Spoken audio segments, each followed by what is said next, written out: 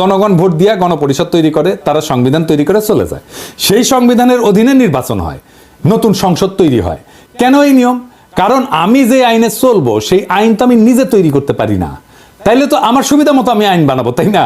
আমাদের সংবিধান তৈরি হয়েছে এমপিদের দিয়া, তারাই সংবিধান বানাইছে। তাদের সংবিধান বানানোর জন্য নির্বাচন করা হয়নি, কিন্তু তাদের এই সংবিধান বানানোর ম্যান্ডেটই ছিল না। তারা সংবিধান বানানোর পরে নিজেরাই কন্টিনিউ করছে এমপি হিসাবে, মানে নিজে যে আইন বানাইছে সেই আইন অনুযায়ী সে চলছে।